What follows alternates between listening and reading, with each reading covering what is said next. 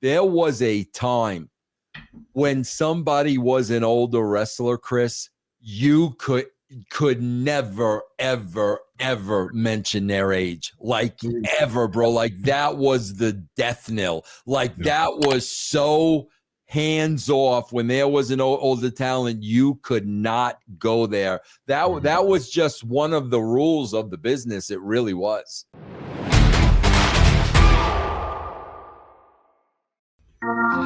What's going on, everybody? This is Dr. Chris Featherstone here with my guy Vince Russo for an episode of Roddy Russo. Yes, I got a fever, and the only prescription is more cowbell, baby. Yes, one of my favorite SNL skits of all time. Freaking skit, bro! Unbelievable. Yes, absolutely love it. I mean, that was like the coming out party for Will Ferrell. Oh God, yeah, you're right. You're right about that. Yeah, and even Horatio Sands was hilarious there. Yeah. Jimmy Fallon was man. Yeah. Yeah. Of course, Christopher Walken being the cowbell guy. Oh, cowbell, baby. Yeah. Loved it. You think you know all the wrestling stories? There's more you haven't heard yet. Join us on Backstage Pass. Let's talk about AEW. Let's talk about MJF calling AEW all elderly wrestling, and Dustin Rhodes came out. Is that what he called it on their own show? Yes, on their own show. Yes. Meanwhile, having an AEW tattoo on his leg. Bro, I gotta tell you, man, if Vince were in charge, there was a time, Chris, there was a time when somebody was an older wrestler, Chris, you could never, ever mention their age. Like ever, bro. Like that was the death knell. Like that was so hands off. When there was an older talent, you could not go there. That was just one of the rules of the business. It really was.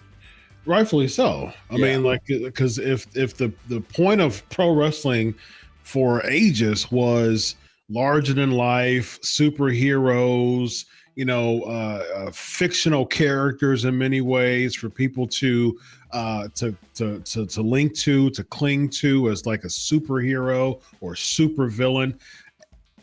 Who knows the age of Batman? Who knows the age of Superman? Like, we're not trying to like a gimmick. You don't look in the comic book and be like, man, Superman, you're old. Like that's not a part of a comic book. And so, like, to that point, Vince, what do you think when you because of course this had to be approved by Tony Khan. Yeah, but should we take that for such granted? I think Tony Khan is fine with giving carte blanche to someone like an MJF. Right. That's why I'm saying. Yeah. So are we sure he approved this?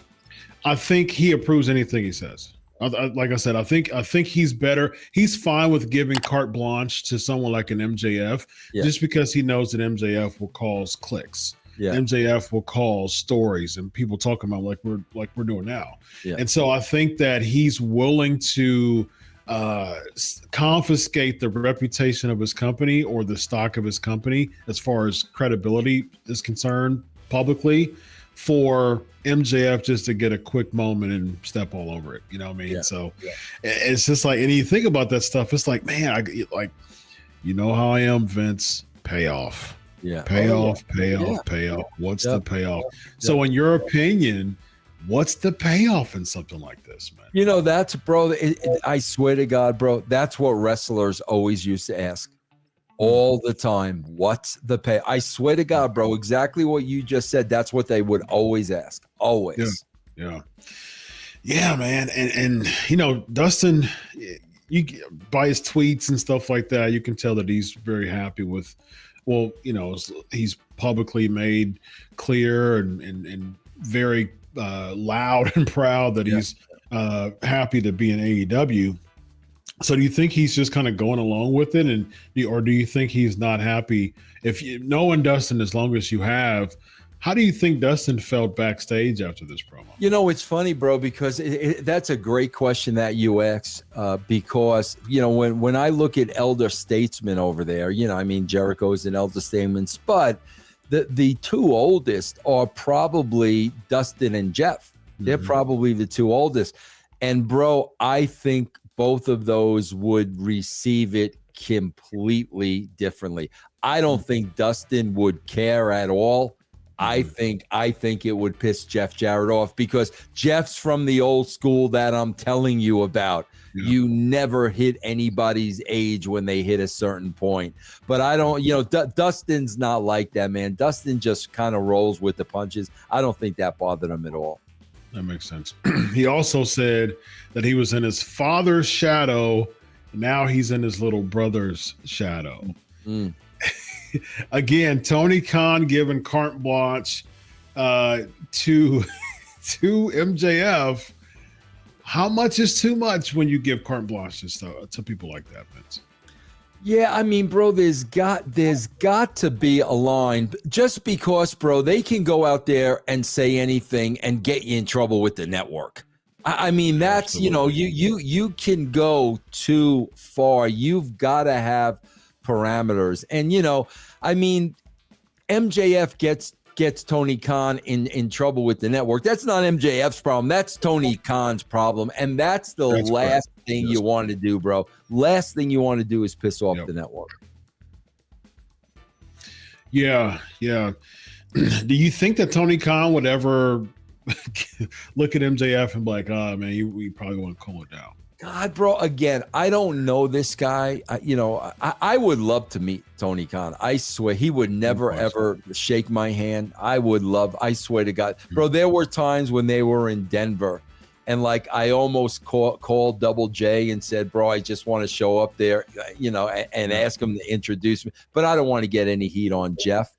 Bro, from everything I've seen with Tony, God, I just have a hard time picture him saying no. Because he's such a people pleaser. He wants the talent to love him, the fans to love him. Yeah. I could be completely wrong, bro, but I just don't see that guy saying no. I mean, to your point, you know, what's Jungle Boy?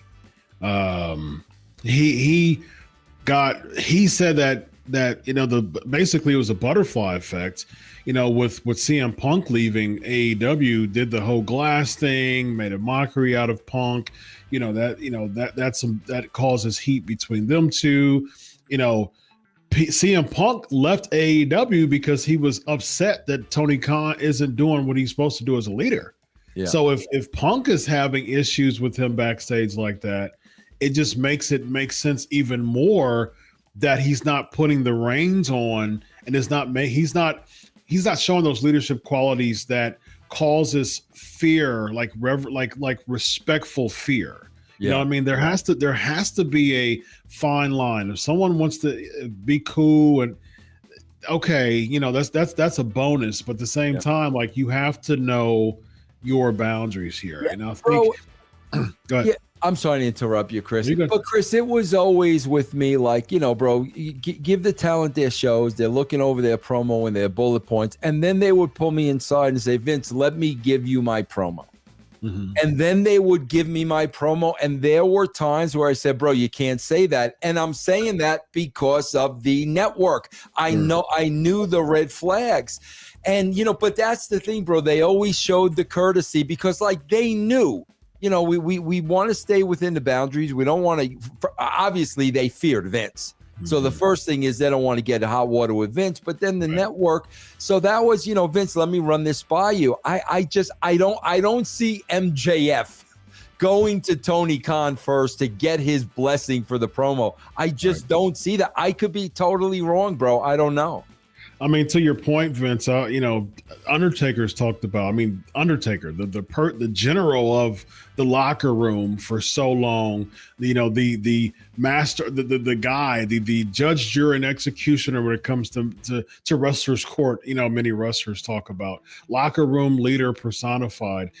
And the Undertaker basically caved in to Vince McMahon telling him the day of losing to Brock Lesnar that he's going to drop and lose the streak to Lesnar. He to this day, he doesn't believe that Brock should have won. He doesn't believe he needed it. You know, he's talked about that. So do many other people. Doesn't believe he needed it. And he's the Undertaker. And this is the day of. After the last time that they saw each other, he thought that he was going over just a few days before. And he comes in, goes in his room, goes in a room by himself, just kind of locks in, just kind of zones out. Vince McMahon comes in, blows his whole spot up, and he caved into a Vince McMahon. Imagine Tony Khan coming in a locker room and telling the Undertaker, "Hey, I think you're going to have to drop tonight. Are you okay with that? What do you think?" You know what I mean? And bro, that was the number one thing in the locker room, bro. Number one thing. They didn't want to piss Vince off. I swear to God, every single person, I don't care who, the only one, quite frankly, who didn't give a crap was Shawn Michaels. Shawn Michaels was the only one that would talk back to Vince. Like, he never cared what he said to Vince. Everybody else, bro. And bro, that's why they were running it by me. Because if, God forbid, Vince got hot, Russo approved it. That's why they did it, you know? Right, exactly. Yeah, he's the scapegoat, man. Vince Russo, the scapegoat, man. How about that? And it's crazy, man. Like, even the highest of high wrestlers was scared to lose their spot. You know what I mean? Absolutely. Yeah. Wow. The level of respect there is something that's I don't think the WWE will ever experience again. You know? No.